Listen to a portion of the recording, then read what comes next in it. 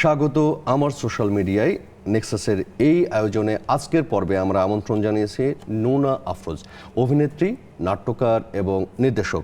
কেমন আছেন আপনি? ভালো আছি। আমার সোশ্যাল মিডিয়ার এই অনুষ্ঠানে আপনি জানেন যে আমরা সামাজিক যোগাযোগ মাধ্যম নিয়ে কথা বলি। সামাজিক যোগাযোগ মাধ্যমের কোন কোন প্ল্যাটফর্মে আপনাকে খুঁজে পাবে আমাদের দর্শকেরা? আমি আসলে না এই টেকনোলজিতে একটু পিছিয়ে আছি বোধহয় অনেকের থেকে। তো আমি খুব যে ব্যবহার করি তা না, অ্যাডভান্টেজটাও নেবার চেষ্টা করি। আমি ফেসবুক ব্যবহার করি কী কারণে? কারণ এটা একটি বিশাল প্রচার মাধ্যম যেটা আমার থিয়েটার অনেক কাজে দেয়। আমি এখানে বলি মানে ফেসবুক ব্যবহারের অনেকগুলো অপকারিতা আছে, অনেক উপকারিতা আছে। অর্থাৎ প্রত্যেকটা টেকনোলজিরই তো একটা অ্যাডভান্টেজ যেমন আছে, ডিসঅ্যাডভান্টেজও আছে। আমরা যখন মানে প্রদর্শনী, যে কোনো নাটকের প্রদর্শনী করতাম শিল্পকলা একাডেমিতে বা যে কোনো জায়গায় আর কি, যে কোনো মঞ্চে, তো আমাদের পত্রিকায় বিজ্ঞাপন দিতে হতো এবং তার জন্য 3200-3400, আর যদি একটু উৎসব থাকতো, নাট্য উৎসব, তখন তো একটু বড় করে দেওয়ার জন্য তখন আর ডাবল মানে বেশি করে দিতে হতো। আমরা মানে 1-2 বছর ধরে, না 2 বছর না, এটা 3-4 বছর ধরে আমরা সেই বিজ্ঞাপনটা দিচ্ছি না। এই ক্যারেক্টারটা আপনার? হ্যাঁ, এই ক্যারেক্টারটা আমি করি। এই নাটকের, এই কন্ডেমসাল নাটকের নসু হাবিলদার চরিত্রে আমি অভিনয় করি, পুরুষ হয়েই। আচ্ছা, 2016 থেকে এই প্রযোজনাটা চলছে। অডিয়েন্সের রেসপন্স কেমন? অডিয়েন্সের রিয়াকশন তো নিঃসন্দেহে ভালো, খুব সাহসী উচ্চারণ। যেমন এখানেই আমার লেখা আছে যে এই নাটক দেশপ্রেম এবং কমেডির যে একটা চমৎকার ব্লেন্ডিং হতে পারে। অর্থাৎ আমি এই পোস্টেই লিখেছি যে আপনি কমেডিতে হাসুন প্রাণ খুলে, দেশপ্রেমে কাঁদুন, বুক ভাসিয়ে কাঁদুন চোখের জলে। তো এই যে ব্লেন্ডিং মানে কমেডি এবং দেশপ্রেম, এটা খুব কম নাটকে আছে আর কি। আমরা ছোট্ট করে ভিডিওটা যদি একটু দেখে আসি তাহলে যা দাঁড়াচ্ছে।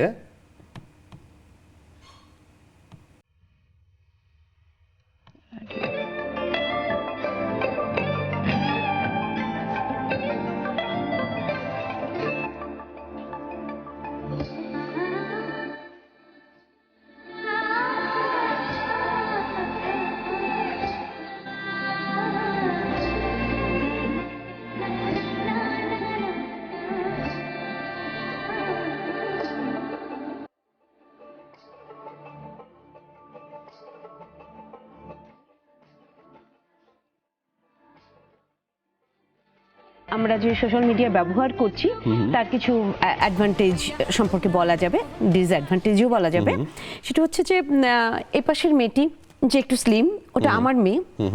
তো ও এখনো ফেসবুক ব্যবহার করে না আর কি। একেবারে এই প্যান্ডামিকের সময় কোচিং মানে অনলাইনে ক্লাস হতো, সে কারণে ওপেন করেছিল, বাট ও রেগুলার না। কারণ আমার বলা ছিল ও লেভেল না করা পর্যন্ত তুমি ফেসবুক অ্যাকাউন্ট খুলতে পারবে না। এই ধরনের ভিডিও বা মোমেন্ট শেয়ারের পরে বেশ কিছু কমেন্ট কিন্তু আমরা দেখতে পাই, বেশ কিছু কমেন্ট পড়ে। সেই কমেন্টগুলো অনেক সময় অনুপ্রেরণা যোগায়। একই সাথে আমরা দেখি যে কমেন্ট করার ক্ষেত্রে অনেকেই অনেক ধরনের কমেন্ট করে ফেলেন যে চিন্তা করেন না, ভাবনা করেন না। সেই জায়গাগুলো নিয়ে আপনি কি ভাবেন? সেক্ষেত্রে আসলে ভাবনা অনেক অনেক অনেক কিছুই, তো যে আমরা তো আসলে মানে নেগেটিভ বিষয়ের প্রতি বেশি ঝুঁকে যাই। একটু নেগেটিভ কিছুর গন্ধ পেলেই যেন আমরা একেবারে মানে হামলে পড়ি আর কি, নেগেটিভ কথা বলবার জন্য।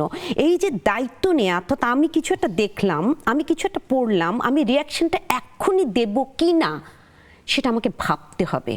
আমাদের সন্তানদের সামাজিক যোগাযোগ মাধ্যমের ব্যবহারের ক্ষেত্রে পরিবারের দেখভালের একটা ব্যাপার রয়ে গেছে, পরিবার থেকে এক ধরনের গাইডলাইনের ব্যাপার রয়ে গেছে। আমরা আসবো এই আলোচনা, একটা ছোট্ট বিরতি নিতে হচ্ছে। প্রিয় দর্শক, দেখছেন আমার সোশ্যাল মিডিয়া, সাথে আছেন অভিনেত্রী, নির্দেশক এবং নাট্যকার নুনা আফরোজ। কোথাও যাবেন না, সাথেই থাকুন, আসবো একটু পরেই।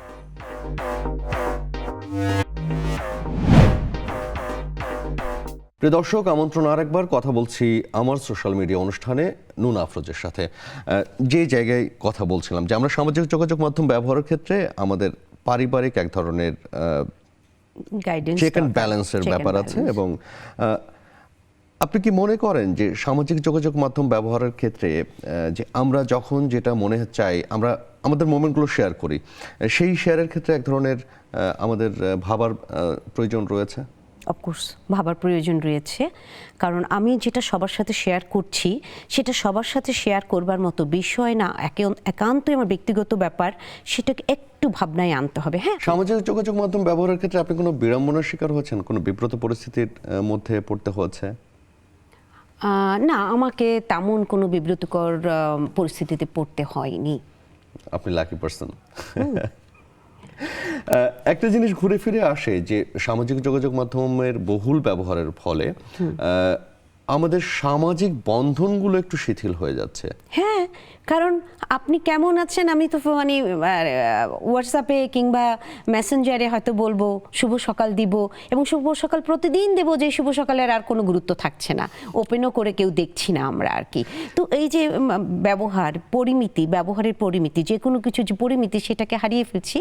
আর সামনাসামনি যে এই যে আপনি জীবন্ত মানুষ, আমি একজন জীবন্ত মানুষ, যখন কথা বলছি, এই যে অ্যাকশন রিয়াকশনের যে তৈরি করে, বিদ্যুৎ তৈরি করে, অর্থাৎ যেই ভালো লাগা তৈরি করে, যে ফিলিংটা হয়, সেটা কি কখনো এইভাবে হয়?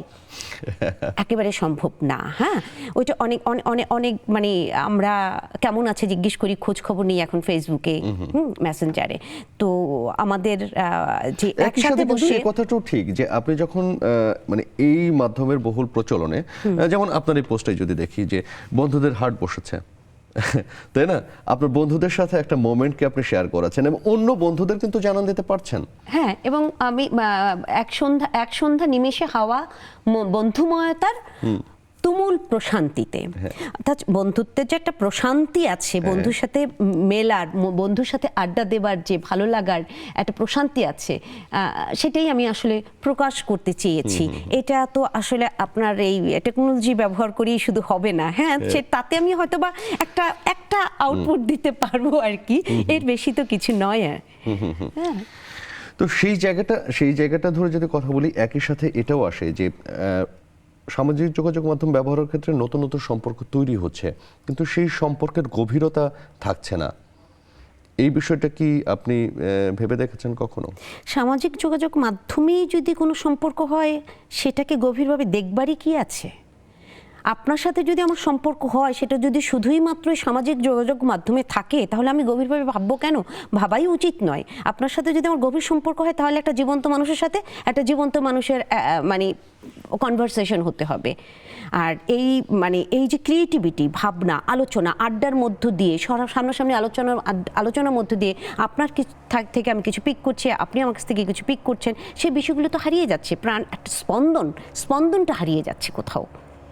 কিন্তু আমাদের আবার অনেক টেকনোলজি আমাদের অনেক অ্যাডভান্টেজ দিচ্ছে, অনেক সুযোগ সুবিধা আছে, অনেক মানুষের সাথে আমরা আমাদের আইডিয়া শেয়ার করতে পারছি, অনেক কিছু এখন মুহূর্তের মধ্যে নিউজগুলো আমরা পেয়ে যাচ্ছি। যে আজকে যদি সিম্পল একটা হাউসওয়াইফ, যে হয়তো নিউজ খোঁজও রাখতো না, সে কিন্তু এখন অনেক কিছু জানে। যে এক লাইন লিখতে পারতো না, লেখার কথা ভাবতো না, সে আজকে নিজেকে প্রকাশ করবার জন্য 2 লাইন লিখবার চেষ্টা করে। অর্থাৎ তার ভেতরে মানে সৃষ্টিশীলতা কাজ করছে। সেটা একটা মানে টেকনোলজি অ্যাডভান্টেজ নিঃসন্দেহে। অনেকে কবিতা লিখে ফেলছে, গান লিখে ফেলছে। হ্যাঁ, ইভেন রান্না যে একটা আর্ট, সেটাও কিন্তু এই যে সোশ্যাল মিডিয়ার কারণে, ইউটিউব ফেসবুকের কল্যাণে এই যে রান্নাও যে একটা আর্ট, সেই বিষয়টা না, রান্নাও ওটা রান্নাঘরের ব্যাপার, এটা কিন্তু না। রান্না যে একটা শিল্প, সেই জায়গায় কিন্তু পৌঁছে গেছে আমাদের দেশেও। অন্যান্য দেশে আগেই গেছে, আমাদের দেশে এখন গেছে। রান্নাঘরে পড়ে থাকবার জিনিস নয় আর কি। হ্যাঁ, তো সেই সুযোগ সুবিধাগুলো তো মানে অবশ্যই আছে। আপনার কাছে সবুজ পছন্দ না? সবুজ আপনার এই পোস্টটা থেকে মনে হচ্ছে আমার। হ্যাঁ, এখানে দেখে মনে হচ্ছে আসলে মানে ওই কালার সিলেকশনের ক্ষেত্রে এই হেডারটাই আহা ছায়া ঘেরা সবুজে লীন আমি। হ্যাঁ, মানে আমি কোথায় যাচ্ছি, আমি কি কাজে যাচ্ছি, কোথায় যাচ্ছি, কোন পরিবেশে যাচ্ছি, তার উপরে পোশাক এবং রং নির্বাচন করা উচিত। তো আমার এখানে আমি একদম মানে চায়ের দেশে শ্রীমঙ্গল গিয়েছিলাম, আমার ইচ্ছেই হয়েছে এখানে আমি সবুজের সাথে বিলীন হয়ে যাবো আর কি।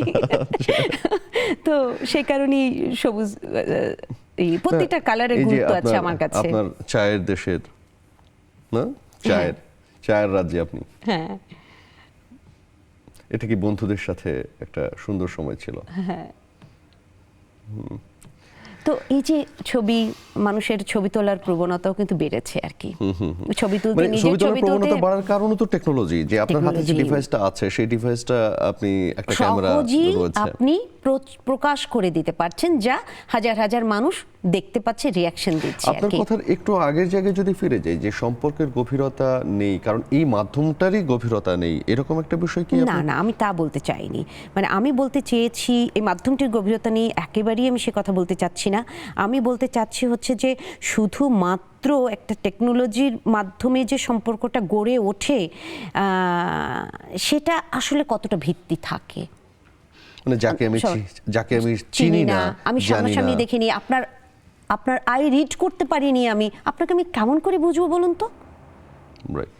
হ্যাঁ, তো এইগুলো এইভাবে যারা ভুলগুলো করে না, হ্যাঁ হতেই পারে আপনার সাথে আমার একটা সোশ্যাল মিডিয়ার মাধ্যমে পরিচয় হয়েছে, পরিচয় তো নানাভাবেই হতে পারে, কিন্তু যদি সম্পর্কটা হয় তাহলে কি তাকে আমার আরেকটু জানতে হবে, আরেকটু জাজ করতে হবে, বুঝতে হবে, সামনাসামনি কথা বলতে হবে, দেখতে হবে, দেন তো একটা সম্পর্ক তো হতে পারে যে আপনার সাথে আমার 5 দিনের সম্পর্ক, 3 দিনের সম্পর্ক অনেক ভালো একটা সম্পর্ক হয়ে যেতে পারে, আবার যুগের পর যুগ কারোর সাথে ভালো সম্পর্ক নাও হতে পারে, কিন্তু এটা আসলে সোশ্যাল মিডিয়ার সম্পর্ক হয়ে গেল এইরকম ভাবনা থেকে সরে আসা উচিত আজকালকার ছেলে মেয়েদের। এটা যদি করে থাকে তাহলে ভুল করবে। পরিচয়টা হতেই পারে, কিন্তু কোনো সম্পর্কে যাবে এইভাবে, এটা হতে পারে না। মানে সেখানে আসলে নির্মল বন্ধুত্বও যদি হয় তাহলেও না। মানে বন্ধুত্বটাকে এখানে নেটওয়ার্কিং বলা যেতে পারে, যে এক ধরনের নেটওয়ার্কিং হতে পারে। বন্ধুত্ব শব্দটা তো ব্যাপক, তাই না? অফকোর্স, হ্যাঁ, এটা নেটওয়ার্কিং, অফকোর্স নেটওয়ার্কিং। এবং যেটা হচ্ছে যে আমি আমার 20 বছর আগের পুরনো বন্ধুকে পেয়ে যাচ্ছি সহজেই,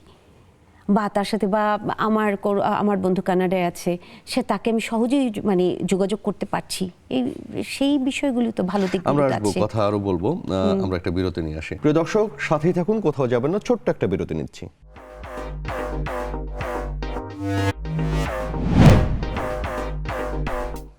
প্রিয় দর্শক, দেখছেন আমার সোশ্যাল মিডিয়া। ঠিক আমার সোশ্যাল মিডিয়া নিয়ে আজকে কথা বলছি নুনা আফরোজের সোশ্যাল মিডিয়া নিয়ে। উনি একাধারে অভিনেত্রী, নির্দেশক এবং নাট্যকার। যে জায়গা নিয়ে কথা বলছিলাম এবং শুরুতে আপনাকে যখন জিজ্ঞেস করেছিলাম সোশ্যাল মিডিয়ার কোন কোন প্ল্যাটফর্মে আপনি আছেন, বলেছিলেন ফেসবুক এবং ইউটিউবে কিছু কিছু মনে হয় পাওয়া যায়। আচ্ছা, বাংলাদেশের মানুষের মধ্যে কি ফেসবুকের প্রবণতাটা অনেক বেশি? যেমন অন্যান্য জায়গায় দেখা যায় যে আরও সামাজিক যোগাযোগ মাধ্যম আরও রয়েছে, যেমন টুইটার অনেক ব্যাপক প্রচলিত। আমরা কেন টুইটারে অভ্যস্ত না? আপনি কি মনে করেন? তুলনামূলক আমরা একটু টেকনোলজিতে পিছিয়ে আছি, ব্যবহারটা হয়তো সেভাবে জানি না।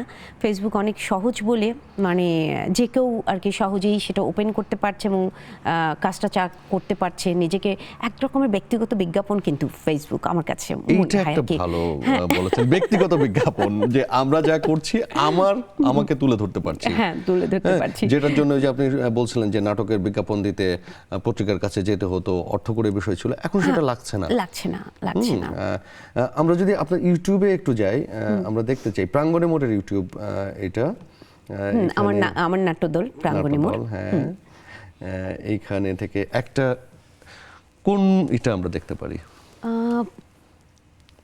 এই হাবিলদারটি আপনি চাইলে দেখতে পারেন একটুখানি, এই যে এই জায়গাটুকুই দেখতে পারেন। এটা আমি আমরা এই ছবিটা নিয়ে কথা বলছিলাম তখন। এটা অনেক সময় লাগবে যদি আপনি, আমরা একটু এগিয়ে গিয়ে দেখতে পারি। হ্যাঁ, একটু এগিয়ে গেলে হয়তোবা আমি যে একটা ভিন্ন ধর্মী ক্যারেক্টারে করেছি আর কি, একটা পুরুষ চরিত্রে অভিনয় করেছি, সেটা পাওয়া যাবে আর কি। আর একটু আগে বোধ হয়।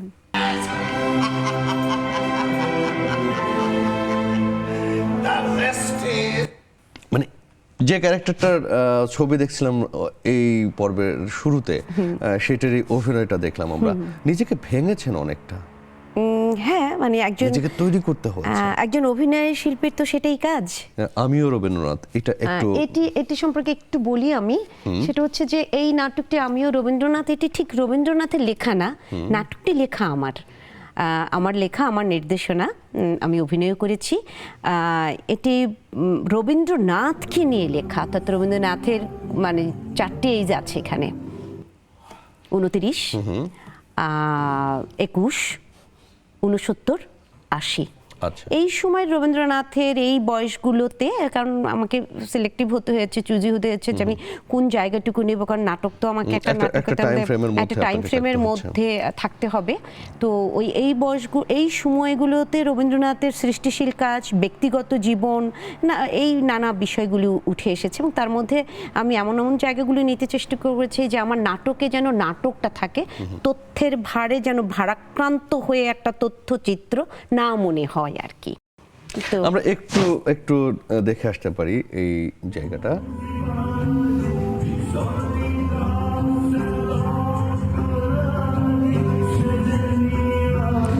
এটি 29 বছরের রবীন্দ্রনাথ।